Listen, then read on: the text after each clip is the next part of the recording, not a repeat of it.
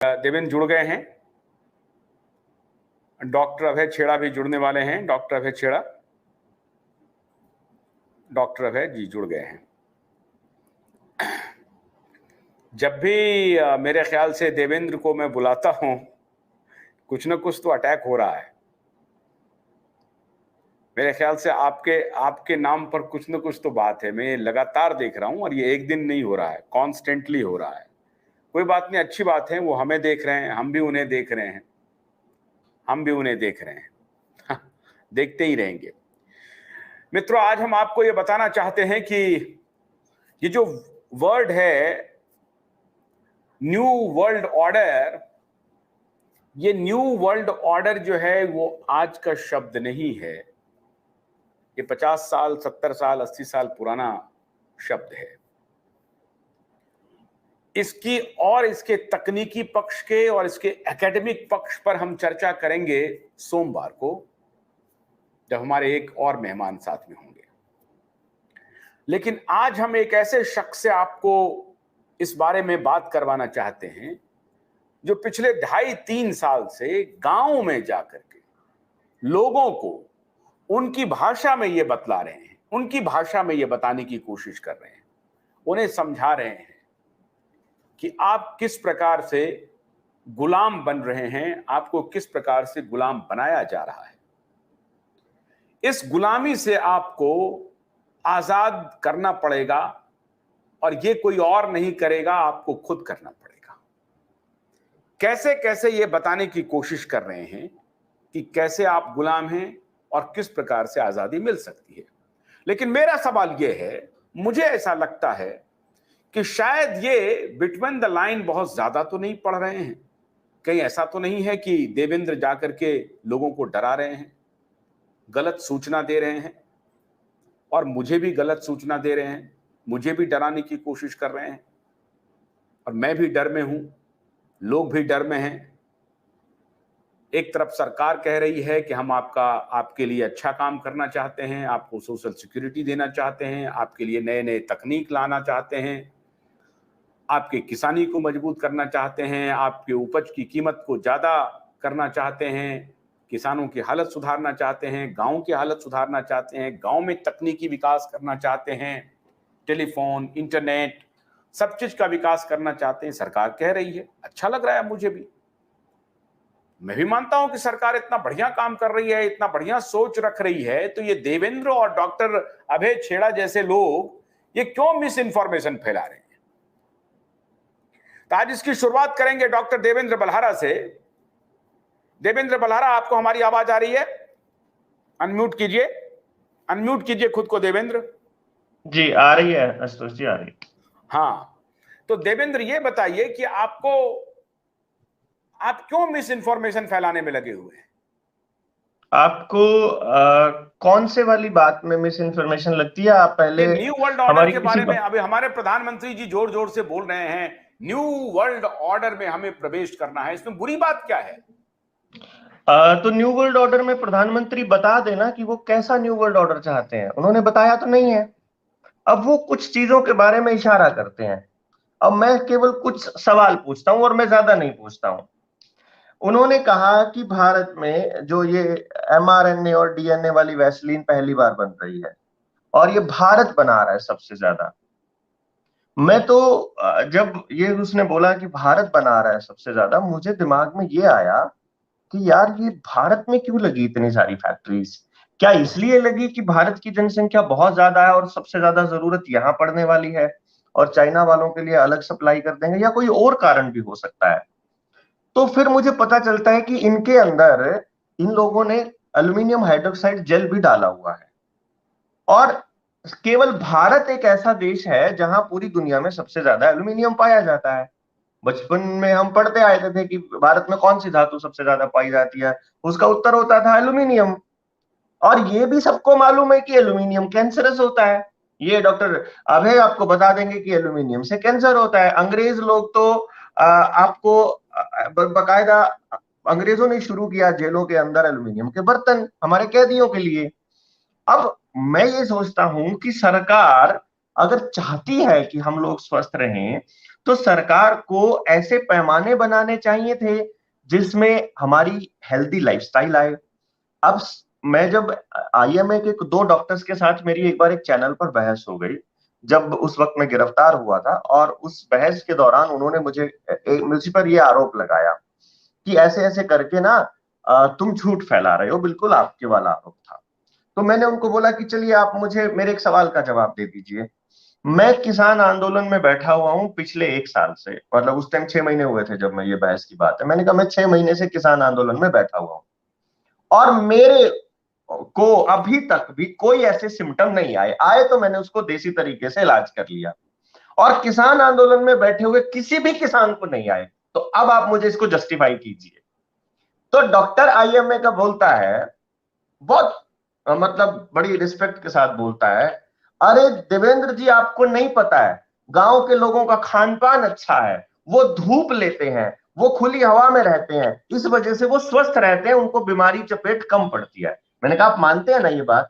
बोला हाँ। तो फिर लॉकडाउन लगा के घर के अंदर क्यों रखा? उनको बोला क्यों नहीं कि तुम बाहर धूप लिया करो भाई? तुमने बोला क्यों नहीं कि हवा को साफ करते हैं भाई? तुम्हारे लोग, तुम्हारे ये जो प्रधानमंत्री हैं, ये कारों को बंद करा करके बसों को चालू क्यों नहीं कराते हैं भाई सरकारी? ये ऐसा अरेंजमेंट क्यों नहीं करते हैं कि आदमी के लिए उसका जो आवागमन है वो सफल हो जाए? वो ऐसा क्यों नहीं करते हैं कि गांव का आदमी गांव में ही रहे, उसकी शिक्षा का इंतजाम गांव में ही हो जाए, उसकी रोजगार का इंतजाम गांव में हो जाए, उसके छोटे रोजगार गांव से पूरे हो जाएं, उसकी नौकरी सब, अगर उसका रहना, उसकी शिक्षा, उसका व्यवसाय गांव से जोड़ देंगे, उसको, उसका दिमाग खराब है, वो शहर में आके गंदगी में डाके अपने बच्चों को गंदी हवा और गंदा पानी पिलाएगा। भाई बड़ा कैसे सबको सिंपल गांव में लॉजिक रख देंगे? नहीं, कैसे सबको है। गांव में रख देंगे? ये कौन सा नैरेटिव है डॉक्टर बल्हारा कि कैसे? गांव में रोजगार दे दें? गांव में कितना रोजगार दे देंगे आप? कितना नहीं दे सकते? कौन सी चीज है जो गांव में नहीं दे सकते? गांव के आदमी को बाल्टी चाहिए, गांव में नहीं बन सकती क्या? गांव के आदमी को चप्पल चाहिए, गांव में नहीं बन सकती क्या? वो बड़ी बड़ी कंपनियों की चप्पल पहननी पड़ेगी उसको। गांव में अगर आपको कोई स्टील का कोई कारखाना चाहिए, आपके गांव के अंदर आपको खाने के लिए गुड़ चाहिए, अगर आपको आपको खाने के जितनी आइटम्स है वो गांव में नहीं बन सकती क्या? कौन सी चीज है जो गांव में नहीं बन सकती? और शहर में जो लोग आते हैं वो क्या आसमान से टपकते हैं? शहर से जो लोग आते तो हैं वो आप, गांव का ही तो आदमी नहीं नहीं होता है। डॉक्टर बल्हारा, आप क्या कह रहे हैं कि मान लीजिए कि 25 गांव का एक क्लस्टर बना लें, या हर गांव में जूते की फैक्ट्री हो, हर गांव में चप्पल की फैक्ट्री हो? हर गांव में हर कैसे गांव में। लग सकती है जूते की फैक्ट्री और चप्पल की फैक्ट्री? अच्छा, एक बात बताइए, अभी जो लोग संभाल रहे हैं इन फैक्ट्रियों को, वो कौन लोग हैं? एक बार जाकर के देखिए। जो बड़े बड़े रिलायंस के, या ये जो जितने मार्ट खुले हुए हैं, जितने मॉल्स खुले हुए हैं, इनको संभालने वाले कौन लोग हैं? वो गांव के ही लोग हैं। वो जो बड़े बड़ी फैक्ट्रियों को जो मैनेजर संभाल रहे हैं, वो गांव से ही आए हुए लोग हैं, वो विस्थापित लोग हैं। मैं जब एक गांव में रिसर्च कर रहा था, मैंने उस बंदे से पूछ लिया, मैं जब उस घर घर जाकर के मैं ये पूछ रहा था कि आपके गांव में से कोई, आपके घर में से कोई विस्थापित हुआ है क्या शहर में? उन बच्चों ने बताया हाँ जी हमारा चाचा हुआ है। कहाँ पे हुआ है? वो पानीपत गया है। कहाँ पे? गद्दे की फैक्ट्री में गया। ओके, गद्दे की फैक्ट्री में हम, मैंने फोन नंबर लिया, उसको फोन किया। मैंने उससे बोला अच्छा भाई एक बात बताओ, मैंने उसका नाम लेके बोला, अगर तुम्हारे बच्चे को जैसी शिक्षा वहां मिल रही है पानीपत में, वैसी ही शिक्षा अगर मैं गांव में अरेंज करा दूं फ्री ऑफ कॉस्ट, अगर आपके बच्चों के लिए खाना एकदम शुद्ध मिले गांव के अंदर फ्री ऑफ कॉस्ट, क्योंकि आपका गांव का अपना खाना होता है, और आप क्या ये गद्दे की फैक्ट्री गांव में शुरू कर सकते हैं? उसने कहा जी बिल्कुल कर सकता हूं, क्योंकि मैं तो सुपरवाइजर के लेवल से वहां तक गया हूं, मैनेजर तक अभी तक। तो मैंने कहा कितने पैसे लगेंगे गद्दे की फैक्ट्री में? उसने बोला जी बिना मशीन की फैक्ट्री शुरू हो जाएगी 50,000 रुपए में, छोटी मशीन से शुरू कर सकते हैं 2 लाख रुपए से। अच्छा, तो इसमें प्रॉफिट और लॉस कितना है इसमें? इसमें डॉक्टर साहब ऐसा है कि हम जो 2,000 का गद्दा खरीदते हैं, उस पे जो लागत आती है वो 500 से 600 रुपए आती है।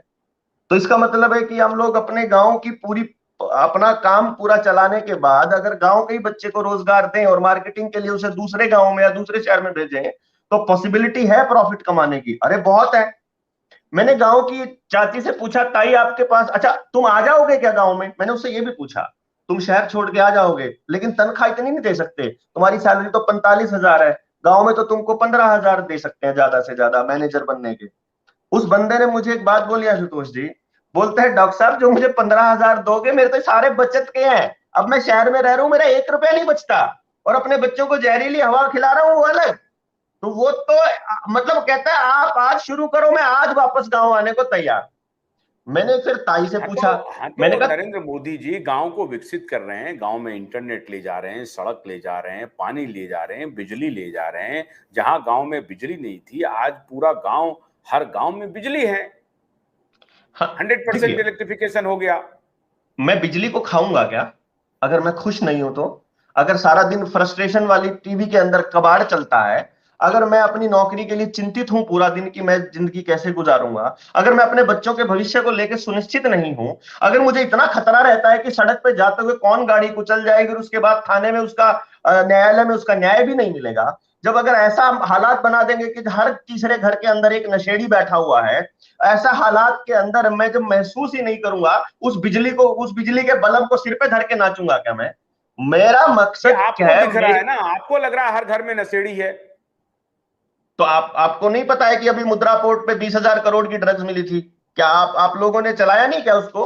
आपको नहीं पता है कि ठीक है बड़े मीडिया हाउस नहीं चलाते हैं, लेकिन आपको मालूम तो है ना कहां से आई थी वो? अभी तक पता लगा, कोई इंक्वायरी हुई उसकी कहां से आई? और मेरे को ये ड्रग माफिया के बारे में इतना पता आई है। ये तो पता चल गया, लेकिन गई कहां?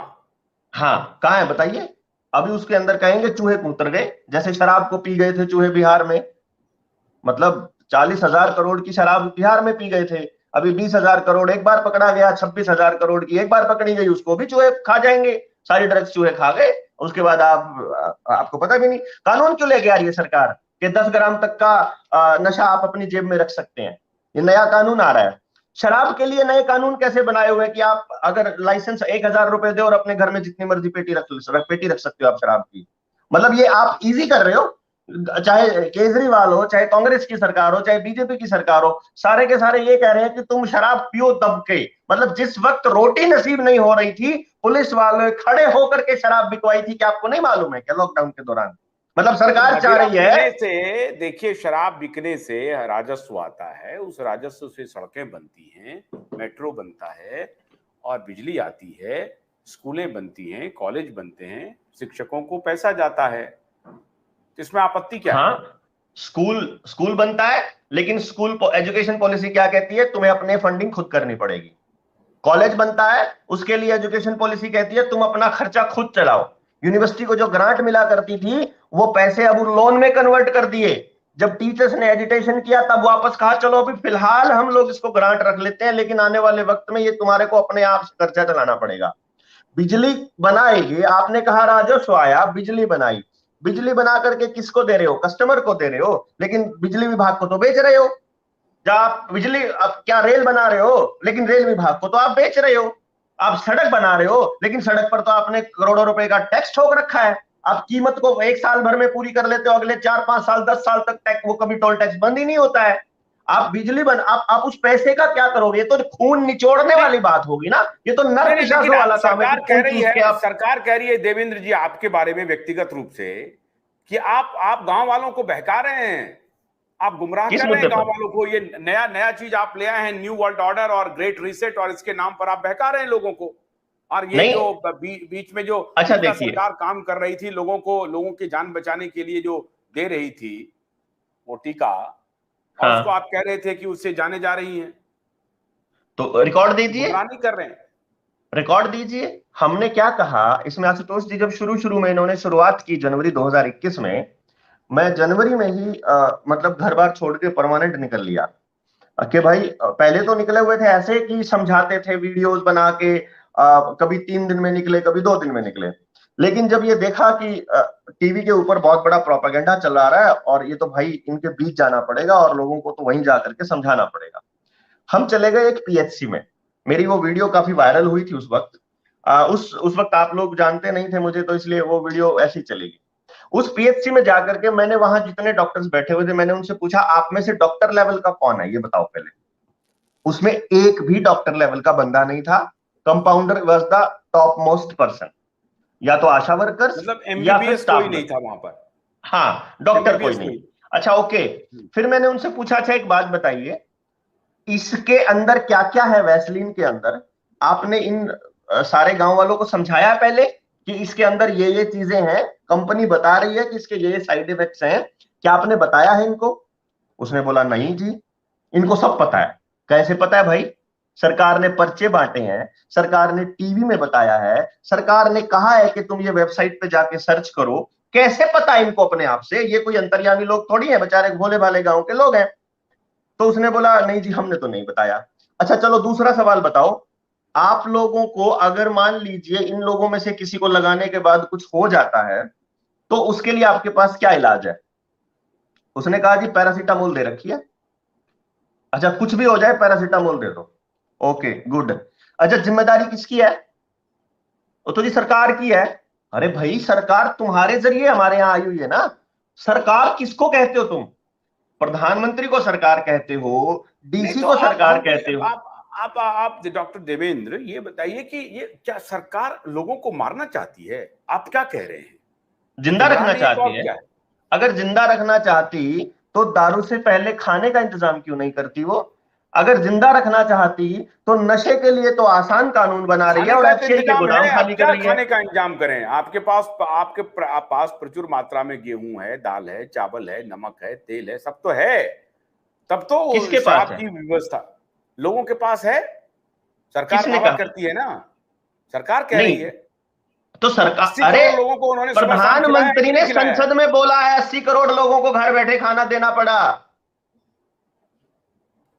अब थोड़ी मिल रहा है। अब तो तो एफसीआई है के ना गोदाम भाई, खाली कर रहे हैं। नहीं सर तो अब है नहीं ना, मिल रहा है। अनाज है तब तो खिलाना पड़ा ना, हम खिलाए ना, सरकार ये कह रही है हम खिलाएं। तेल तेल निकल चुका है कोटे से। गेहूं निकल रहा है धीरे धीरे, कई जगह निकल चुका है, कई जगह निकल रहा है। और चावल फोर्टिफाइड आ गए हैं फैक्ट्री में बनने वाले, ये बात आपको समझनी पड़ेगी। और रही बात मारने वाली, मैं आपको इतना जरूर बताता हूं, इस वैसलीन के बाद अपने भारत के अंदर करोड़ों की संख्या में जाने गई है। फिलहाल में हार्ट अटैक्स के केसेस आ रहे हैं, डॉक्टर अभय इसके बारे में आपको डिटेल में बताएंगे। आपको इस बात का जवाब देंगे कि सरकार आपके साथ, आपके लोगों के साथ क्या कर रही है।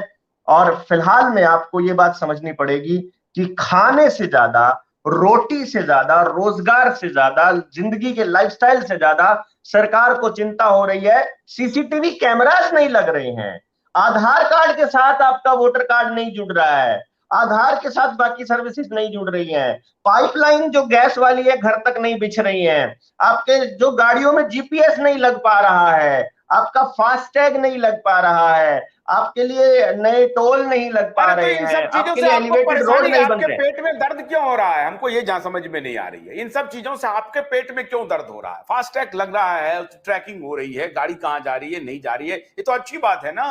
परेशानी क्यों हो रही है आपको? हमको समझ में नहीं आ रहा है। आप गुमराह करने पर लगे हुए हैं लोग। अच्छा वो ट्रैकिंग कर कौन रहा है आशुतोष जी? जरा एक बार सर रिसर्च करिए। सरकार कर क्या वो रही है, ट्रैकिंग सरकार कर रही है कि कहीं चोर इधर कौन उधर से तो नहीं ऐप घूम से, रहा है, डकैत इधर से। कौन सी टेक्नोलॉजी से? आपका जो एप्लीकेशन है सर्विलांस की वो जो सारी की टेक्नोलॉजी सारी है उससे। गूगल के, देखिए एप्लीकेशन सारी कनेक्टेड है गूगल से और माइक्रोसॉफ्ट से। और गूगल सुंदर पिचई का है और माइक्रोसॉफ्ट बिल गेट्स का है। और जो आधार कार्ड है वो नंदन नीलकेणी का है और नारायण मूर्ति के साथ इन्फोसिस का है। और नारायण मूर्ति इस नारायण मूर्ति का जो जमाई है वो अभी अभी, और ऋषि सुनक जो है वो प्रधानमंत्री बना है और वो वर्ल्ड इकोनॉमिक फोरम के मेंबर है। आपको ये डॉट्स कनेक्ट करना क्यों नहीं सीख रहे हैं आप लोगों को क्यों नहीं बता रहे हैं कि ये सारे के सारे डॉट्स कहां कनेक्ट हो रहे हैं? ये डेटा सरकार के पास नहीं जा रहा है, ये डेटा प्राइवेट कंपनियों को बेचा जा रहा है लगातार। आपका आधार का सारा डेटा कभी भी निकलवा सकते हैं आप लोग, इलेक्शन कमीशन से भी निकलवा सकते हैं और कहीं से मर्जी। आपको जब चाहे तब आपको रगड़ा जा सकता है केवल इस डेटा के दम पर। और ये कॉर्पोरेशन आने वाले वक्त में आपके साथ यही करने वाली है और यही हम लोग बता रहे हैं। अभी मैं आपको बिल्कुल रिसेंट बताता हूं, बिल्कुल रिसेंट की कहानी है।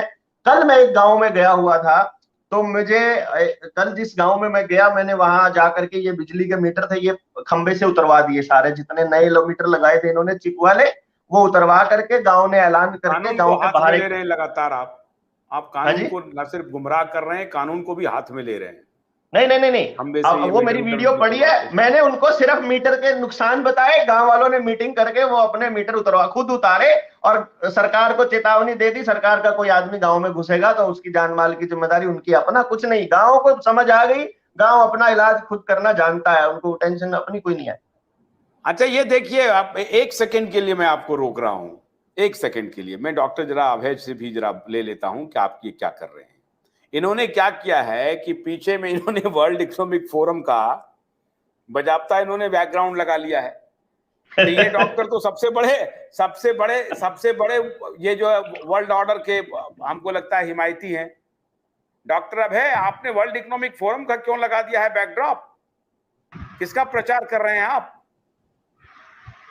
आशुतोष जी, ये जो किंग पिन है, ये जो हेनरी किसिंजर और किंग पिन है पूरे षड्यंत्र के, और उनके एग्जीक्यूटिव वर्ल्ड इकोनॉमिक फोरम के जो चेयरमैन है क्लॉज जो है स्क्वाब, तो ये इनका कहना है कि भाई, इनका स्टेटमेंट है कि फिक्र मत करो, लव द बॉम्ब। मतलब इनका बेसिकली एक क्रिमिनल माइंड ही है, और ये सोफिस्टिकेशन बता के गुमराह कर रहे हैं। बेसिकली ये जो सब कंट्री से गवर्नेंस और इसके ऊपर ये स्ट्रेस देते हैं, सबके कॉमन इश्यूज इनको पता है, और इन्होंने सबको दिमाग में ठसा रखा है कि भाई public population is a problem, मार ही डालो। रुकिए, हमारे एक दर्शक बहुत ही इंपॉर्टेंट बात लिख रही हैं कि सीसीटीवी से कुछ फायदा नहीं है।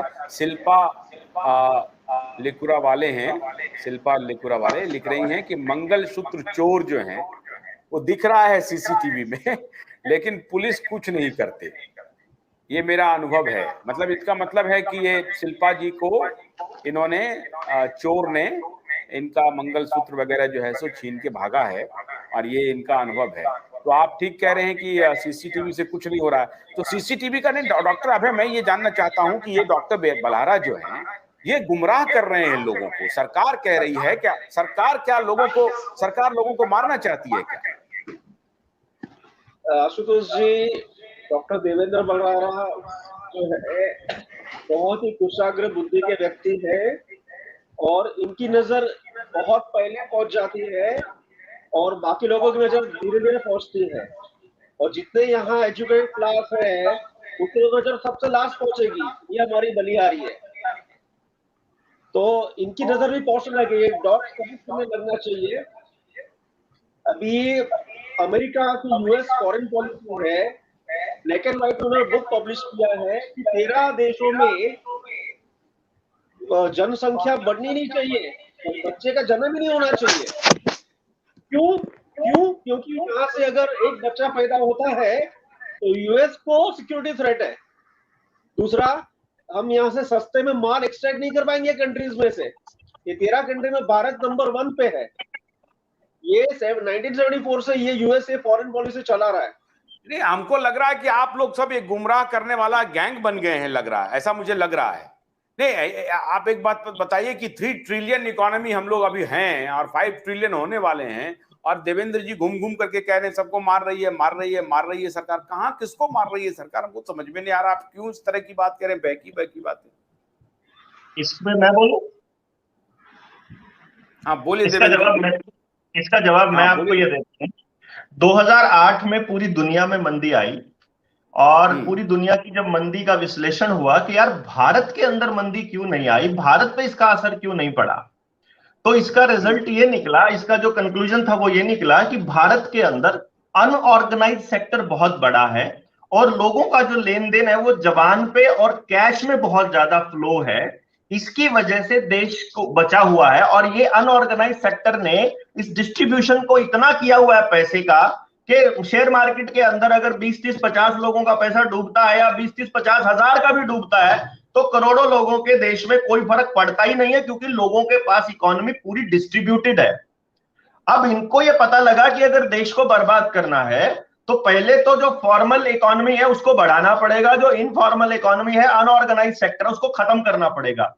इसीलिए आपके देश के अंदर एक एक रेहड़ी पटरी वाले को भी रजिस्टर किया जा रहा है, गांव के अंदर किराना स्टोर खोले हुए बंदे को भी रजिस्टर किया जा रहा है, साइकिल पर चूड़ी बेचने वाले को और फेरी लगाने वाले, कुल्फी बेचने वाले को भी रजिस्टर किया जा रहा है। किस नाम पर? अपराध के नाम पर, कि कोई अपराधी ना आ जाए, सरकार को रेवेन्यू मिलेगा, रेवेन्यू के नाम पर। एक तरफ तो रेवेन्यू के नाम पर सारे गोरख धंधे चल रहे हैं, दूसरी तरफ सारे सरकारी संस्थानों को भी पैसे के नाम पर ही बेच रहे हैं। दूसरा नंबर, अब फिर इन्होंने क्या किया, नोटबंदी करके लोगों के घरों में पड़े हुए पैसे ले आए। डिजिटल इकोनॉमी चालू करने के लिए इन लोगों ने यह दिखाना शुरू किया कि पैसे में केवल रिश्वत का पैसा होता है और केवल 2 नंबर का काम ही होता है पैसे में। इसीलिए आने वाले वक्त में भी अपोजिशन के और दूसरे लोगों के घरों में कैश के अंबारों की अगर वीडियोस आपको नजर आए और अगर फोटोज वितरित हो तो समझ लीजिएगा कि ये डिजिटल इकोनॉमी के लिए खेल चल रहा है। अब देवेंद्र बल्हारा जी सुनिए सुनिए सुनिए सुनिए सुनिए सुनिए देवेंद्र, एक लाइन रह गई 3 ट्रिलियन और 5 ट्रिलियन पे वाली पे बात रह गई। अब ये जो मैंने 2008 का आपको आंकड़ा दिया था, बात बताई थी कि देश डूबने से इसलिए बचा क्योंकि वो पैसा पूरे देश में डिस्ट्रीब्यूटेड था। अब इन्होंने वो पूरा पैसा कंसोलिडेट करके या तो बैंकों में पहुंचा दिया है या फिर उन 4-5 उद्योगपतियों की जेब में, उनके बैंक में, उनके अकाउंट में जा चुका है। यानी अब सारा का सारा पैसा, मतलब किसी की तो इनकम साल में बढ़ती है 4 गुना 3 गुना, अडानी की इनकम बढ़ी है 200 गुना। Can you imagine, 200 times. और जब ये इकोनॉमी बढ़ती है, अब आप सोचिएगा कि जिस वक्त इस देश को बर्बाद करना हो, अब इनको नोटबंदी जैसा या इकोनॉमिक क्राइसिस नहीं लेकर आना, केवल 4 लोगों के शेयर डुबो दो, 3 ट्रिलियन इकोनॉमी 0 ट्रिलियन पे आने में 2 मिनट नहीं लगेगी। साइबर अटैक लाओ। हरियाणा में कितने दिन से घूम रहे हैं डॉक्टर देवेंद्र बल्हारा? हरियाणा में कितने दिन से घूम रहे हैं, हमको बताइए आप। 6 साल से लगातार घूम रहा हूं और 18 से घूम रहे हैं। आपने दोबारा खट्टर की सरकार बनवा दी। किसने बनाई है सरकार? ईवीएम ने सरकार बना दी। एक भी ऐसा नेता, मैं बताता हूं, 2019 में एक भी नेता ऐसा नहीं बना हरियाणा के अंदर जो सीएम का दावेदार था। 2014 में गृह मंत्री वो अनिल विज है, ये तो हमारे इसको यहाँ तो हरियाणा में तो मेंटल मंत्री कहते हैं, जो अनिल विज स्वास्थ्य मंत्री है, ये तो बेचारा जो गृह मंत्री बना हुआ है। जो भाजपा का, सुनिए, जब आप अरविंद केजरीवाल जैसे धूर्त को समर्थन कर रहे थे, जब आप कांग्रेस को समर्थन कर रहे थे, जब आप बीजेपी को समर्थन कर रहे थे, क्योंकि मैं इसे समर्थन मानता हूं, आप लोगों के रहते हुए अगर ये तीनों लोग वहां पर अपना फुटप्रिंट बना रहे हैं और उसके बाद कह रहे हैं कि मैं जनता को समझा रहा हूं, कैसे हम आपके ऊपर भरोसा करें? देखिए आशुतोष जी, बात ये है, समझाना मेरा काम है, समझना लोगों का काम है। जो काम पॉलिटिकल पार्टियां जितनी धूर्तता से करती हैं उतनी धूर्तता से हम नहीं कर सकते। हम उस लेवल पर नहीं आए। हम केवल क्या कह रहे हैं कि भाई हम एक अदने से लोग हैं, ना हमारे पास पैसा है, ना हमारा कोई गॉड फादर है। हम तो केवल, जब आप समर्थन की बात कर रहे हो तब तो हम इनकी पॉलिटिकल स्ट्रेटजीज को समझने के लिए हमने एक दुकान खोली। अब दुकानदार ये थोड़ी कहेगा कि उस मोहल्ले का आदमी मेरे पास सामान लेने के लिए नहीं आ सकता या उस मोहल्ले का सामान लेने नहीं आ सकता। मैं तो दुकानदार हूं, मेरे पास तो जो भी आ जाएगा मैं तो उसके लिए अपना जो भी सेवाएं हैं वो दूंगा। और उसके बाद जब मुझे ये समझ में आता है कि पूरे देश को बर्बाद करने का इन्होंने ठेका उठा रखा है, हमने सब कुछ छोड़ भी दिया, पैसे का वो धंधा भी छोड़ दिया और हमने समाज को जगाने का काम शुरू किया। वाली बात मत करिए डॉक्टर देवेंद्र, वणिक वृत्ति वाली बात मत करिए कि आपने दुकान खोल ली। आप अगर काम कर रहे हैं तो पायस पवित्र काम कर रहे हैं, और आप कह रहे हैं कि आपने दुकान खोल ली। ये शुभ लाभ लिखेंगे क्या अपने गेट के ऊपर? ये वणिक प्रवृत्ति वाले लिखते हैं शुभ लाभ, तो लाभ भी ऐसा जो शुभ हो। तो आप शुभ लाभ करवाना चाहते हैं क्या? दुकान खोल रहे हैं आप सेवा में आए हैं, आप दुकान क्यों खोल? आप क्यों ऐसी बात बोल रहे हैं कि हमने दुकान खोली है? दुकान से प्रॉफिट एंड लॉस का सीधा उसका संबंध है। Are you here to get profit और लॉस? अभी नहीं आशुतोष जी, आपने बात को नहीं समझा। आपने तब की बात करी थी जब मैं उन लोगों के समर्थन की बात कर रहा था। वो समर्थन हम ऐसे नहीं कर रहे थे जब हमारी एक पॉलिटिकल स्ट्रैटेजी की एक टीम थी, जो लोग जो ये बताते थे, हमें नहीं मालूम था कि ये इतने ज्यादा धूर्त होते हैं। ये तो ड्राइंग रूम पॉलिटिक्स में जाने के बाद ही पता चला ना। अब टीवी पे तो बहुत अच्छी अच्छी बातें करते हैं, खट्टर साहब भी बात करते हैं, चाहे हमारे चौटाला साहब हो, चाहे हमारे हुड्डा साहब हो, बहुत खूबसूरत बातें करते हैं। और भाई माइक पे आकर के तो, अब जब ड्राइंग रूम में बैठ के पता चलता है कि अगर मान लो दिल्ली बीजेपी के अंदर अगर हम बैठ के बात करते हैं और अंदर बात चल रही होती है, तो वो आदमी मरने को खर्च होना बोलते हैं। वो तो ऐसा बोलते हैं 4-5 कार्यकर्ता खर्च होते हैं तो क्या फर्क पड़ता है, उनके लिए कोई फर्क ही नहीं पड़ता। हमारा दिमाग सन्ना आ जाता है कि वो तेरे की, ये इतने लेवल तक सोचते हैं। और जब 2019 की मैं आपको बात बताऊं, भाजपा का प्रदेश अध्यक्ष वो हार गया, भाजपा का कृषि मंत्री वो हार गया, भाजपा का वित्त मंत्री वो हार गया। जो आदमी आने वाले वक्त में सीएम कैंडिडेट थे सारे के सारे हार गए, ऐसा कैसे हो सकता है? और कमाल की बात क्या, जिन लोगों ने उन लोगों को हराया वो इंडिपेंडेंट खड़े हुए या किसी ऐसी पार्टी से जाकर के मिले जिन्होंने बाद में चुनाव के बाद भाजपा को ही समर्थन दिया। इसका मतलब पूरी कैलकुलेशन थी कि कितने लोग हारेंगे और कितने लोग काम दिखाने। देवेंद्र बल्हारा जी, ये बताइए, तीन जो जिसको कि काले कानून काले कानून काले कानून कहा गया, तीन काले कानून जो लाए गए वो उस दौरान लाए गए जब पूरे देश में लॉकडाउन था, ऑर्डिनेंस के जरिए। ये बात ऑर्डिनेंस के जरिए, ये बात वो किसान जो बैठे हुए थे, ये कभी उन्होंने ये नहीं कहा कि ये गुलाम किनके इशारे पर बनाने की कोशिश कर रहा है हमारे देश का पंत प्रधान। ये बात आशुतोष जी उन्होंने बोली, आईएमएफ के इशारे पर हो रहा है, यूनाइटेड नेशंस के इशारे पर। उनको ये नहीं पता था कि ये न्यू वर्ल्ड ऑर्डर का हिस्सा है, उनको ये नहीं मालूम था, लेकिन ये जरूर पता लग गया कि ये इतने काले इतने गंदे कानून हैं। असेंशियल कमोडिटी एक्ट का देख लीजिए, चाहे आप फार्मर्स का जो कॉन्ट्रैक्ट बिजनेस वाला था उसको देख लीजिए, चाहे जिस मर्जी को देख लीजिए, तीनों कानूनों के अंदर, बल्कि जो तीसरा था कॉन्ट्रैक्ट फार्मिंग वाला, उसके अंदर तो यहां तक मेंशन किया हुआ था कि यदि कंपनी और किसान के बीच में अगर कोई डिस्प्यूट हो जाए तो उसको, किसान को कोर्ट जाने का अधिकार नहीं है, उसके अंदर स्पेशल लिखा हुआ था। यानी कि 80 करोड़ लोगों को न्याय की प्राकृतिक प्रक्रिया से ही वंचित रख दिया।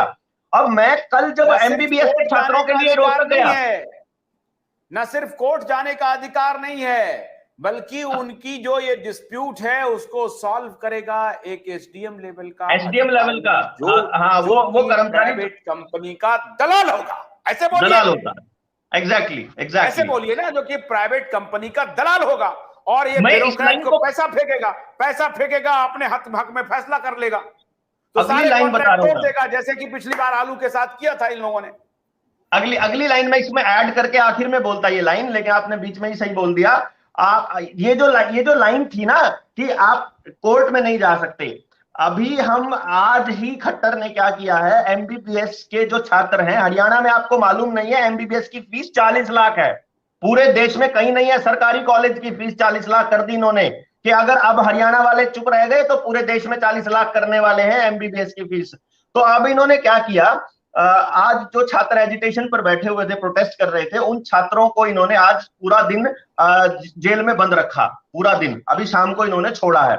मैं जब वहां उनकी उस पॉलिसी को पढ़ने लगा, बॉन्ड पॉलिसी को, उस बॉन्ड पॉलिसी में भी लिखा हुआ है कि अगर किसी बच्चे को किसी तरह की कोई दिक्कत है तो वो कोर्ट में नहीं जा सकता। फिर मैं देखता हूं कि यार यहां पर भी यही लिखा हुआ है। फिर जब मैं लेबर कोड की तरफ जाता हूं, इन्होंने लेबर के नए कानून बनाए हैं, आप लेबर कोड को पढ़ेंगे, उसमें भी यही लिखा हुआ है कि यदि किसी कंपनी किसी लेबरर के साथ, किसी मजदूर के साथ अगर छल कर रही है तो वो कोर्ट में नहीं जा सकता। मतलब चाहे आपका कंपनी लॉ ट्रिब्यूनल है, वहां भी यही हो रहा है, चाहे आपका किसानों का एजिटेशन है, वहां भी यही हो रहा है, दुकानदारों के साथ भी यही हो रहा है, स्टूडेंट्स के साथ भी यही हो रहा है। मतलब देश का कोई व्यक्ति कानून की शरण नहीं ले सकता। इन लोगों ने इस तरह के कानून बना दिए हर तबके के लिए। क्या इसको आप न्यू वर्ल्ड ऑर्डर ही कहेंगे कि आने वाले वक्त में यही सब होने वाला है? यही सब तो कर रहे हैं ये लोग, हम इसी से तो जगा रहे हैं लोगों को। और हम क्या कर रहे हैं? तो क्या कह रहे हैं आप, हमारे प्रधानमंत्री मूर्ख हैं, हमारे प्रधानमंत्री बेवकूफ हैं, हमारे प्रधानमंत्री बिक गए हैं, हमारे प्रधानमंत्री शरणागत हो गए हैं? क्या हो गए हमारे प्रधानमंत्री? मतलब आपको प्रधानमंत्री में कोई भलाई नहीं दिख रही है, वो कुछ अच्छा सोच सकते हैं हमारे देश के लिए, ऐसा आप में कुछ नहीं दिख रहा है, आपको उनमें कुछ भी नहीं दिख रहा है। मेरे एक गांव में जब मैं गया ना, तो उन्होंने कहा भाई वो भी व्यक्ति है, वो भी आदमी है, वो भी आपके साथ ऐसा, मतलब वो अपने ही लोगों के साथ ऐसा क्यों करेंगे? क्योंकि जब बर्बाद होगा देश तो भाजपा वाले भी तो बर्बाद होंगे। भाई कांग्रेस ऐसा क्यों करेगी कि जब बर्बाद होंगे तो कांग्रेस वाले भी होंगे? जात पात के नाम पर देख लो, चाहे पार्टियों के नाम पर देख लो, तो सारी पार्टियों वाले बर्बाद होंगे। जब आम आदमी पार्टी बर्बाद करेगी तो सब बर्बाद होंगे। मैंने कहा बात तो ठीक है। मैंने कहा फिर ऐसा क्यों करेंगे? मैंने कहा चलो एक एग्जाम्पल देते हैं। गली में कोई कुत्ता पागल हो जाए तो वो अपने ही जाति के कुत्तों को काटने लग जाता है कि नहीं लग जाता है? बोलता है हाँ। वो कुत्ता अपने ही कुत्तों को, अपने भाई को जिनके साथ वो उठता बैठता उनको काटता है। ये जो उद्योगपति हैं और जो ये पॉलिटिशियंस हैं, ये पागल कुत्ते हैं।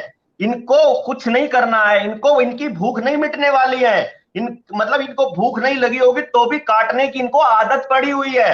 ये बात समझनी पड़ेगी कि समाज के सबसे गंदे लोग इस टाइम पे पॉलिटिक्स के अंदर हैं, जो समाज के सबसे लुच्चे लोग। कौन है प्रधानमंत्री जिसके ऊपर गोदरा करवाने का आरोप था? कौन है गृह मंत्री जो तड़ी पार किया हुआ था किसी टाइम पे कोर्ट ने गुजरात से?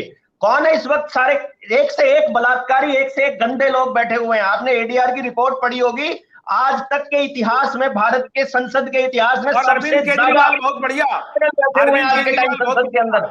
नहीं, सुनिए सुनिए, अरविंद केजरीवाल बहुत बढ़िया, और पी चिदम्बरम जी बहुत बढ़िया, राहुल गांधी जी बहुत बढ़िया, ये तो तड़ी पार है। ये तीनों, ये लोग जो हैं कितने शालीन, कितने सभ्य, कितने सुशील, क्या क्या सपना दिखाया था, भ्रष्टाचार को मिटा देंगे। देखिए, मैं इसमें दो बात, देखिए कर रहे हैं आप। देखिए, दो बातें इसके अंदर समझिए आप। ये लोग आरोपित हैं, ये क्रिमिनल, इनके ऊपर क्राइम के चार्जेस लगे हुए हैं। ये लोगों ने, ठीक है, अपने सीबीआई का और कानून का सहारा लेकर के ये लोग बच निकले, क्लीन चिट इन्होंने ले ली, कोई बात नहीं। राहुल गांधी के अभी तक इसको कोई चार्ज नहीं मिला है, तो अभी इसके ऊपर कोई आरोप तो लगा नहीं है। लेकिन जो ये भारत जोड़ो यात्रा अभी चालू की हुई है, ये भारत जोड़ो यात्रा का, जहां तक मैंने डॉट्स इसके कनेक्ट किए हैं, इसको फिलहाल हथियारों की एक लॉबी है जो फंडिंग कर रही है फिलहाल। यहां से मुझे ये समझ में आता है कि यदि 2024 में कांग्रेस की सरकार आती है तो दुनिया में विश्व युद्ध होना तय है, और उसके लिए हथियारों की खेप वाले लोग इसकी सपोर्ट में लगे हुए हैं। जहां तक मैं अरविंद केजरीवाल के बारे में बताइए, हाँ बताइए बताइए। जहां तक मैं अरविंद केजरीवाल की बात करता हूं, अरविंद केजरीवाल बड़ा, मतलब ये इतना शाना और चतुर आदमी है, जैसे मतलब भेड़िए की, मतलब ये भेड़ की खाल में भेड़िया जैसे होता है ना, ये बड़ा गेम खेलता है। इसने लोगों को ये बहकाना शुरू किया कि हमने मोहल्ला क्लिनिक बनाए आपकी सेफ्टी के लिए। ये तो अब क्लियर हुआ ना, जब ये वैक्सीनेशन चला, इसके अंदर हर घर के अंदर पहुंचाने के लिए सेंटर बनाए थे। ये WHO के जब वो डायरेक्टर आकर के विजिट किया करते थे, तब समझ में आया ये गेम प्लान किस लिए चालू किया था। ये जो क्या करते हैं, जो इंटरनेशनल माफिया होता है, ये देश की नब्ज को देख लेता है कि इस वक्त देश किस चीज के लिए तरस रहा है, किस चीज के लिए तड़प रहा है, कौन सी चीज आने वाले टाइम में मुद्दा बनाई जा सकती है, और ये ऐसे ही किसी व्यक्ति को उठाते हैं और उसके बाद इसको हीरो बनाते हैं। अब आज के टाइम पे करोड़ों रुपया मीडिया के अंदर पूज रहा है और सारी मीडिया इसके गुणगान करने पे लगी हुई है।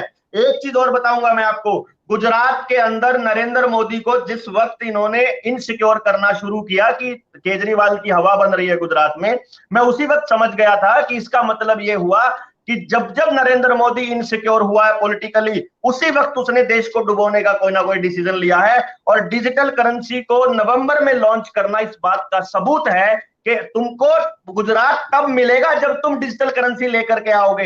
एकदम से लॉन्च कर नहीं सकते थे, चुपचाप लॉन्च कर दी इन्होंने, केवल अभी बड़े बड़े उद्योगपतियों के लिए किया है। मैं आपको शर्तिया तौर पर कहता हूं, गुजरात के चुनाव होने से पहले आम इंसान के लिए डिजिटल करेंसी लॉन्च होने वाली है, तभी वापस गुजरात बीजेपी को मिलेगा। अगर इन्होंने डिजिटल करेंसी लॉन्च नहीं करी तो गुजरात केजरीवाल के पास जाएगा, लोगों को लगेगा हमने वोट देके बनाए हैं। ना खट्टर को वोट देके लोगों ने बनाया, ना केजरीवाल को बनाया, ना इसको बनाया, सब खेल ईवीएम माता का है। ये बात लोगों को समझनी पड़ेगी, सड़कों पे उतर के बैलेट पेपर के लिए आना पड़ेगा कि जिस देश ने ईवीएम बनाई है वो देश तो बैलेट पेपर पे चुनाव करवा रहा है, जिस देश ने तो पूरी टेक्नोलॉजी तैयार की है वो तो बैलेट पेपर पे आ गया है। सारी दुनिया में चर्चा है कि ये लोग पूरा का पूरा खेल पूरा मैनेज करते हैं। इस मैनेजमेंट से बचाना होगा इस देश को, और इसीलिए हम दिन रात लगे हुए हैं। नहीं, आप ये बताइए देवेंद्र जी, आप, मैं इसलिए मैं उठ रहा था, अभी मैं सोच रहा हूं कि वॉक भी कर लूं, घूम भी लूं। मैं इसलिए उठकर मैं सोच रहा था कि कहां वो बैठा हुआ है वो इंसान, वो कहां है जहां से ये फरमान चल रहा है कि केजरीवाल बढ़ रहा है, आप केजरीवाल को आगे लगाओ, इस पे पैसे लगा दो। राहुल गांधी जो अभी डाउन है, चलो राहुल ये डॉक्टर अभय ने पीछे लगा रखे ना, ये जो इंटरनेशनल गुंडे लगा रखे हैं, जो इस वक्त वर्ल्ड इकोनॉमिक फोरम कि मोदी से बार्गेन करता है, राहुल से बार्गेन करता है, चिदम्बरम से बार्गेन करता है, केजरीवाल से बार्गेन करता है। ये लोग हैं किधर बैठे? ये वो तस्वीर पीछे में जो है, पीछे में जो तस्वीर है, वो जो दिख रही है पीछे, बिल्कुल बिल्कुल मोदी किसिंजर से गुफ्तगू कर रहे हैं, ये किसिंजर और उसके गैंग पूरी से। अभी ये किसिंजर डिसाइड करते हैं, राहुल तू खड़ा हो जा, मोदी को बिठा देंगे और सब ईवीएम का कमाल से होगा। ईवीएम में अंदर से पूरा चेंज हो सकता है। इसके ये है, एक आदमी है वो पूरा चेंज करके बता देगा आपको ऐसे वीडियोस भी घूम रहे हैं। तो फिजिकल बैलेट पेपर पे आना बहुत जरूरी है। और ये डिजिटल, नहीं नहीं देखिए नहीं, आप ये कह रहे हैं डिजिटल बैलेट पेपर नहीं, डिजिटल बैलेट पेपर को हटा करके कह रहे हैं कि नॉर्मल बैलेट पेपर को लेकर के आने के लिए आप ये बात कह रहे हैं? बैलेट पेपर और स्टेट फंडेड इलेक्शंस, ये दो चीजें हैं जो इस देश को बचाएंगी। पैसा खर्च आदमी नहीं करेगा, स्टेट खर्च करेगा, जिसके ऊपर करना होगा, जितना करना होगा, बराबर खर्च करे सारे कैंडिडेट्स के ऊपर, चाहे बेशक, चाहे उनको स्लॉट बराबर दे मीडिया के अंदर, चाहे जैसा मर्जी करे, लेकिन वो पैसा आदमी खर्च। फिर तो इसका मतलब ये हो जाएगा जिसके पास पैसा है वो प्रचार ज्यादा कर जाएगा, लोगों को ज्यादा दिखाई देगा तो वो बन जाएगा। फिर तो सारा ही खेल पैसे से चलेगा। यही तो ये कर रहे हैं। आप बहुत बड़ी बात कह रहे हैं देवेंद्र जी, आप कह रहे हैं कि गुजरात तब मिलेगा जब डिजिटल करेंसी करेगा। यस, आपको किसने फोन किया कि मैंने ये कहा है उनको, प्रधानमंत्री जी को किसने फोन किया? क्या सबूत है इसके कि गुजरात हम आपको जिताएंगे जब तक आप डिजिटल करेंसी नहीं लाओगे? क्या होता है भाई साहब, मैं आपको एक चीज बताता हूं कि कुछ चीजें ऐसी होती हैं कि जब आप किसी दूसरी क्लास के बच्चे को ऑर्गेनिक केमिस्ट्री, हम दर्शकों को बताना चाहते हैं, आप दर्शकों को कुछ डॉट्स कनेक्ट कर दीजिए। मैं दर्शकों की बात कर रहा हूं, मैं दर्शकों की बात कर रहा हूं। जब दूसरी क्लास के बच्चे को ऑर्गेनिक केमिस्ट्री पढ़ने लग जाओ तो उसके सिर के ऊपर से जाती है। जब अगर इसको समझना है पूरा के पूरे खेल को, तो दर्शकों को पहले अपने रिसर्च का लेवल इतना बढ़ाना होगा कि लॉबिंग कैसे होती है, इलेक्शंस कैसे मैनेज किए जाते हैं, इलेक्शंस कैसे जीते जाते हैं, कैंडिडेट्स कैसे खड़े किए जाते हैं, और ये लॉबिंग के सहारे ये जो एमएलए और एमपीज कैसे खरीदे और बेचे जा सकते हैं। अगर इस प्रक्रिया को पूरा समझ लेंगे, अगर चुनावी प्रक्रिया को समझेंगे, लॉबिंग को समझेंगे, सबसे बड़ी बात है लॉबिंग को जब समझेंगे तो समझ में आएगा कि किसी व्यक्ति की, अभी जैसे हमने एक कार्यक्रम किया रोहतक के अंदर, भाई साहब जनता से मांग मांग के थक गए, 80,000 रुपए फिर भी कम पड़ गए। हम किसी बड़े इंडस्ट्रीज के पास जाकर के भी तो मांग सकते थे, क्या 5-7-10 लाख रुपया नहीं मिलता हमारे को, लेकिन हमने नहीं मांगा क्योंकि हमको मालूम है कि फिर लॉबिंग वहीं से ऐसे ही होती है। फिर इसलिए हमने ये तय किया कि अगर लोगों के बीच रहेंगे तो लोगों से ही हम पैसा लेंगे, हम दुनिया के बड़े इंडस्ट्री से नहीं लेंगे। इंडस्ट्रीज जब भी किसी को फंडिंग करती हैं, जहां से भी फंडिंग करती हैं, इंडस्ट्रीज का काम ही ये होता है। नरेंद्र मोदी किसी एजिटेशन को होने देगा कि नहीं होने देगा, ये भी उसके मालिक बताएंगे। ना भी राहुल की यात्रा में कोई विस्फोट करना है कि नहीं करना है, ये ऊपर वाले बताएंगे। अगर पास करना है राहुल को तो मीडिया क्या दिखाएगा और नरेंद्र मोदी की सरकार क्या करेगी, बीजेपी की सरकार ने क्या क्या एक्शन लेना है, ये तय ऊपर वाले करते हैं, ये नहीं करते हैं। कि अभी जो इमरान खान के ऊपर जो गोली चली है, तो अगर उनका जो ग्लोबलिस्ट है जिसकी बात आप कह रहे हैं, न्यू वर्ल्ड ऑर्डर को क्रिएट करने वाले या बहाल करने वाले की जो आप बात कह रहे हैं, तो खाली भारत पर तो निशाना नहीं होगा उनका, पूरे एशिया कॉन्टिनेंट पर निशाना होगा। तो अभी जो श्रीलंका की स्थिति हुई और पाकिस्तान की जो अभी हो रही है, अब पूरी दुनिया का, तो पाकिस्तान की जो हो रही है, तो आप ये कह रहे हैं कि वो सब उनके एजेंडे में है? मतलब इमरान खान के ऊपर जो फायरिंग हुई है वो उनके इशारे पर हुई है, वो गृह युद्ध करवाने के लिए हुई है, वो उस देश को अनस्टेबल करने के लिए हुई है। आप और इमरान खान तो एक ही हैं। इमरान खान भी यही कह रहे हैं कि पाकिस्तान में इंपोर्टेड गवर्नमेंट है। तो मैं आपको क्या कह रहा हूं, मैं आपको यही तो कह रहा हूं ना कि order out of chaos is the new world order. मतलब पहले देश के अंदर केओस लाया जाएगा, चाहे भूखमरी के नाम पे लाया जाए, चाहे पैसे के नाम पर लाया जाए, चाहे इंटरनेट के नाम पर लाया जाए, चाहे करेंसी के नाम पर लाया जाए, चाहे युद्ध के नाम पर लाया जाए, चाहे गृह युद्ध के नाम पर लाया जाए, चाहे जिस मर्जी नाम से लाया जाए, बीमारी के नाम पर लाया जाए, पहले देश में अशांति लाई जाएगी। उस शांति को कंट्रोल करने के लिए नया वर्ल्ड ऑर्डर आएगा। ये इस मौजूदा व्यवस्था को ध्वस्त करने वाले हैं, इसीलिए भ्रष्टाचार करवाया जा रहा है, इसीलिए मीडिया को बेचा जा रहा है, इसीलिए सब कुछ, सारे तंत्र बिक रहे हैं, ये सब कुछ खराब इसीलिए किया जा रहा है क्योंकि इसी में से निकलेगा न्यू वर्ल्ड ऑर्डर। दुनिया के लोग, देश के लोग अपने लोकतांत्रिक अधिकारों को, अपनी आजादी को अपने हाथ से थाली में रखकर परोसेंगे इन उद्योगपतियों और इन पॉलिटिशियंस के आगे, जैसे इस 2.5 साल पहले इस बीमारी के दौर में हुआ था कि पुलिस वाला आपको डंडा मार रहा है तो मारने वाले को भी ये महसूस हो रहा है कि मैं इसकी जान बचा रहा हूं, और डंडा खाने वाले को भी ऐसा लग रहा है कि पुलिस वाला मेरी जान बचाने के लिए मार रहा है। यही हालत आने वाले दौर में होने वाली है। जब ये chaos लेकर के आएंगे। मैंने हाँ, आपने जो कहा कि ऑर्डर आउट ऑफ क्योस जो है, क्योटिक सिचुएशन के बाद जो आएगा वही न्यू वर्ल्ड ऑर्डर है। तो हमारे प्रधानमंत्री जी न्यू वर्ल्ड ऑर्डर, अच्छा मैं सोमवार को एक और इंपॉर्टेंट बात करने वाला हूं, मैं चाहता हूं कि इसको दर्शकों को थोड़ा ये बचा के रखूं, उनकी क्यूरियोसिटी रहेगी, तो सोमवार को हम उनको बताएंगे कि ये न्यू वर्ल्ड ऑर्डर जो आज प्रधानमंत्री जी बोल रहे हैं, ये असल में राइट विंग का लोग कहते हैं कि कॉन्स्पिरेसी है, और अगर ये राइट विंग की कॉन्स्पिरेसी है तो इनको नहीं बोलना चाहिए ये बात जाकर के, और ये तो बात वही कर रहे हैं जो सोशलिस्ट का एजेंडा होता है। इस पर बात करेंगे, आपको वुड्रो विल्सन और चर्चिल और रॉथशिल्ड, रॉकफेलर, सब पर बात करेंगे सोमवार को। लेकिन आज हम ये बात करना चाहते हैं देवेंद्र जी कि आपको क्या लगता है, हमने अपने तरफ से ये जो शोध किया है उसमें सबसे जो ज्यादा पता चली ये बात कि मीडिया जो है सबसे बड़ा कल्प्रिट है। एजेंडा 2030 आपने इसको पढ़ी, ये जो किताब है, ये किताब एक आम किताब नहीं है, ये संयुक्त राष्ट्र का जो एजेंडा 2030 समीक्षा एवं समाधान, ये एक्चुअली आप नीचे देखिए, ये आचार्य अग्निव्रत नैष्टिक जी ने लिखी है। अच्छा, ये वेद विज्ञान कहां पर ये पुस्तक अवेलेबल है? ये तो खैर मैं आपको इसका लिंक, एजेंडा, ये वैदिक फिजिक्स करके, वैदिकफिजिक्स.org पे जाएंगे, वहां से आप ऑर्डर कर सकते हैं इस किताब को।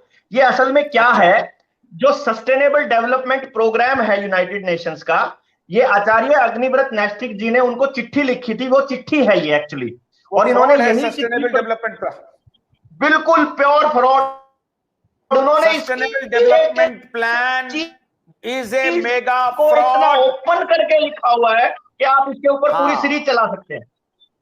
बिल्कुल, चर्चिल का जो बीभत्स, मैं आपसे गुजारिश भी करूंगा, आप आचार्य अग्निव्रत नैष्टिक,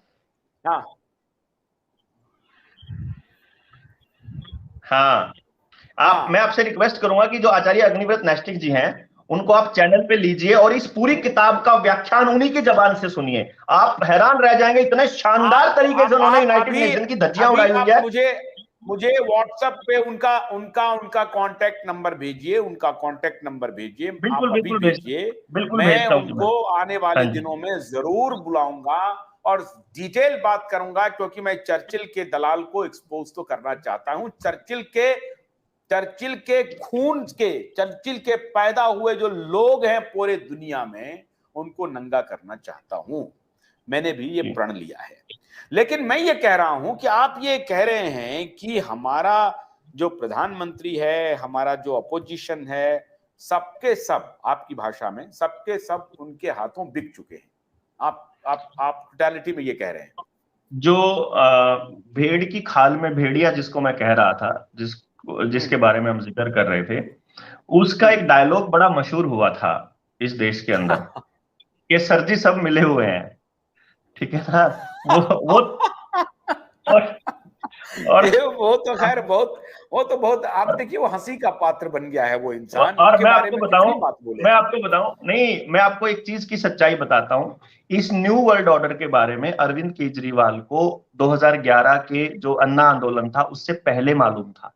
बैठ करके 3-3 घंटे हमारे साथियों ने उसको समझाया था, क्योंकि ये जो न्यू वर्ल्ड ऑर्डर का जो पूरा का पूरा खाका है, ये बहुत है उसी का न्यू वर्ल्ड ऑर्डर का, वो तो उपज है सर। मैं ये कह रहा हूं कि उस आदमी को मालूम था, और उसके बाद फिर ये बात मुझे बाद में पता चली कि उसे मालूम था। ये हमारे साथी अब जो जुड़ रहे हैं वो बता रहे हैं कि मैं वहां, जब वो उनका जो वो था एनजीओ था, वहां बैठ के घंटों बैठ के समझाया परिवर्तन में कि भाई ये ऐसे चल रहा है, और कल को तुम अगर वहां पहुंचोगे तो तुम्हारे साथ भी ये होने वाला है। और तब ये बोला करता था कि मैं धज्जियां उड़ा दूंगा इनकी, और अब ये बिल्कुल वही भाषा बोल रहा है जो वो लोग बोलते हैं। तो मैं तो ये इस चीज को क्या ही कहूं आपको। दूसरी बात ये है, ऐसा कभी नहीं होता आशुतोष जी, ये कभी नहीं होगा कि किसी मुद्दे पर या किन्हीं खास मुद्दों पर सारी की सारी पॉलिटिकल पार्टियां एक ही दिशा में सोचती हों।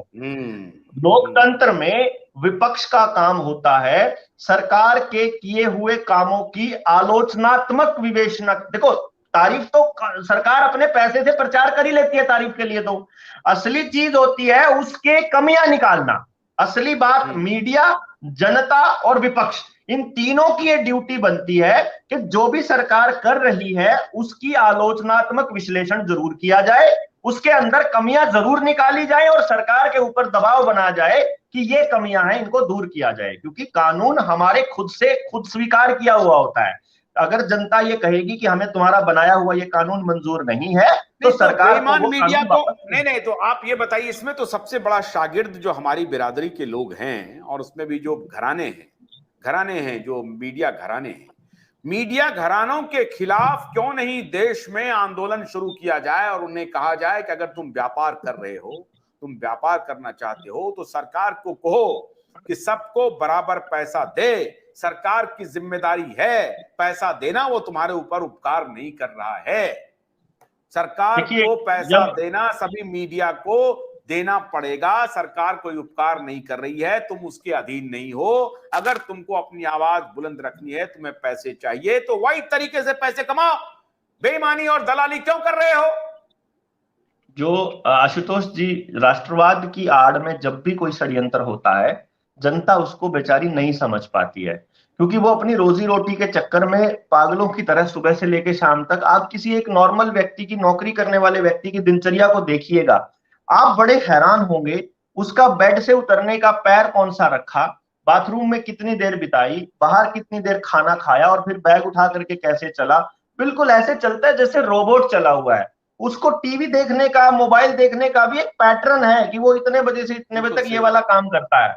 संडे मिलता है या छुट्टी वाला दिन मिलता है तो रिश्तेदारों में जाना है कि और काम करने हैं, एकदम पैटर्न बना हुआ है। उन आदमियों को, बेचारों को इतनी समझ नहीं है कि वो इन षड्यंत्रों के बारे में जान समझ सके। उनको तो ये भी नहीं पता है कि उनका टीवी देखना बंद करते ही मीडिया वाले सीधे हो जाएंगे बेचारे। ये बात भी उनको बतानी पड़ेगी कि आज टीवी का बहिष्कार करना पड़ेगा, आज ऐसे योग आंदोलन चलाना पड़ेगा, सविनय अवज्ञा आंदोलन जैसे आंदोलन करने पड़ेंगे। आने वाले वक्त में सरकारों को सरकार मानने से मना करना पड़ेगा। आने वाले वक्त में हम लोगों को खड़ा होना पड़ेगा कि नहीं मंजूर है तुम्हारी गुलामी। ये बात उनको समझानी, बतानी पड़ेगी और बार बार बतानी पड़ेगी। जैसे ये लोग उनके दिमाग में फिट करने के लिए बार बार रिपीटिशन करते रहते हैं। एडवर्टीजमेंट का जो रोल है, वो बार बार 10-10 सेकंड की ऑडियो को क्यों चलाते हैं, वीडियोस को? वो इसलिए चलाते हैं कि बार बार करने से उनको वो दिमाग पे अंकित हो जाती है, उसके वो प्रिंट्स बन जाते हैं। तो इसलिए हम लोगों की निरंतरता बहुत जरूरी है। और सबसे बड़ी बात है, देश के लिए सबसे खतरनाक होता है निराशावादी हो जाना।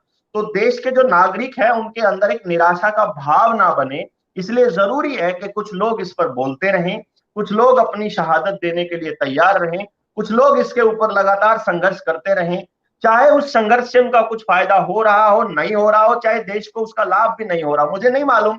जैसे अभी आप कह रहे थे कि 6 साल से आप लगे हुए और 19 में आपने फिर से खट्टर की सरकार बना दी। अब ये जो खटारा सरकार बनी है, इसको रोकने वाले हम कौन होते हैं? अगर हम उतने लोगों को नहीं समझा पाए कि वो सरकार के अंदर इन्फ्लुएंस कर पाए तो या तो हमारी गलती थी या रिसोर्सेज की गलती थी, या हम ठीक से नहीं समझा पाए इस बात को, तो मानना पड़ेगा। कोई गलती आपकी नहीं है, कोई गलती नहीं है आपकी देवेंद्र जी, आपने बहुत जबरदस्त काम किया है और आप लगातार काम कर रहे हैं।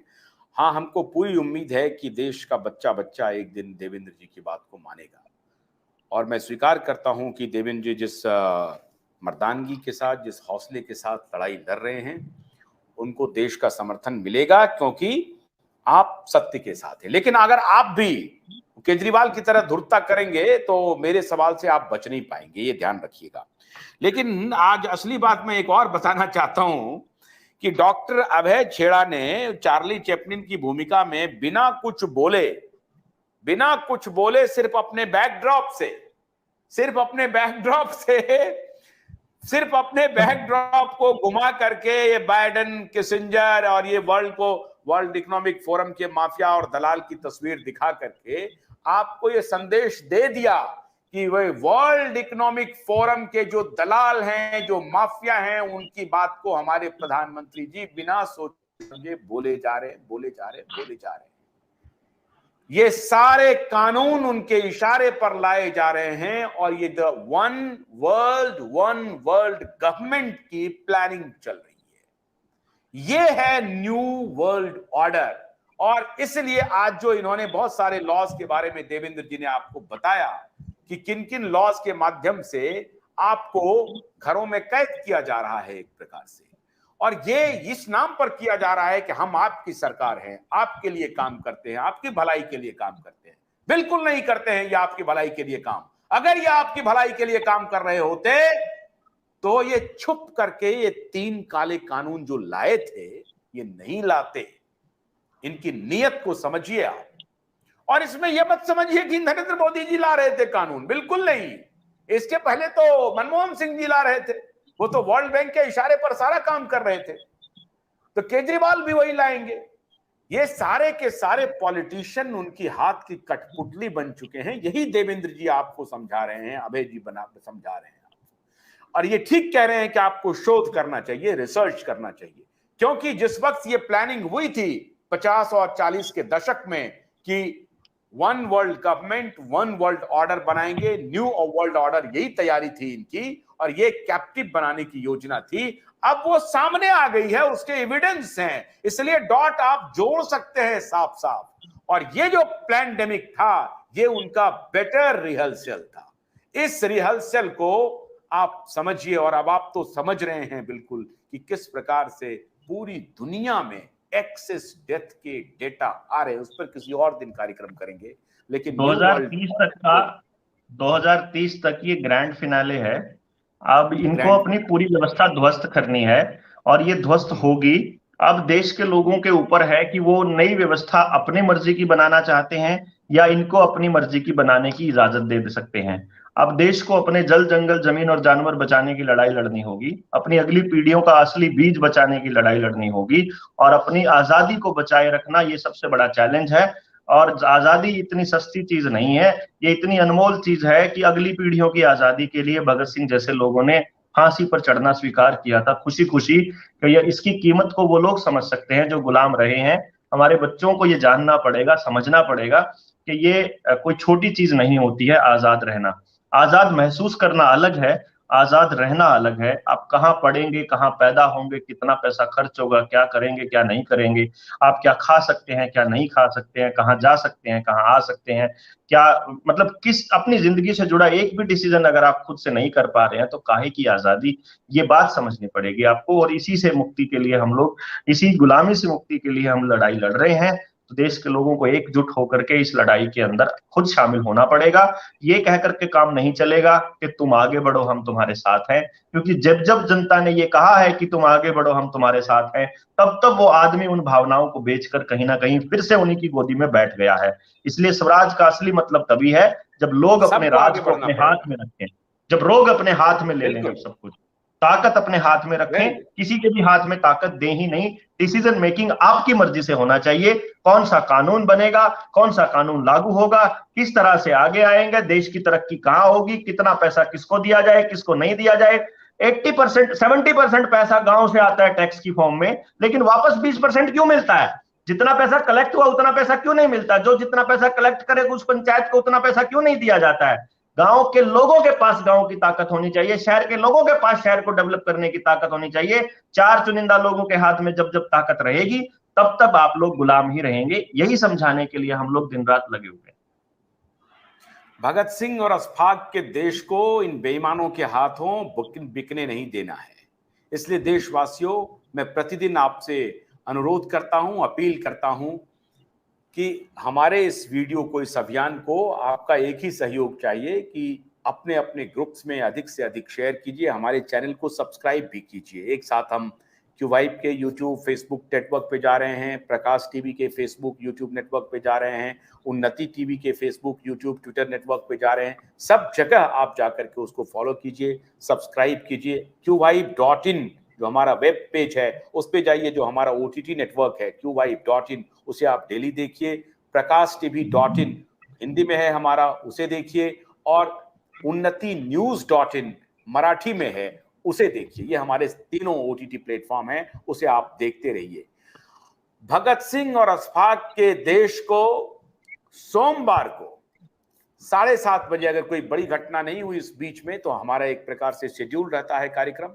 सोमवार को 7:30 बजे कौन कौन पुरोधा थे, किस किस ने ये प्लानिंग की थी, न्यू वर्ल्ड ऑर्डर की, वन वर्ल्ड गवर्नमेंट की, वन वर्ल्ड करेंसी की, और एक प्रकार से वन वर्ल्ड गवर्नेंस की। किस किस ने ये सपना देखा था, किस किस ने ये षड्यंत्र किया था, उसका और खुलासा करेंगे। आज तो हमने थोड़ा खुलासा किया। सोमवार को 7:30 बजे हमारी आपसे मुलाकात होगी। तब तक के लिए देवेंद्र जी और डॉक्टर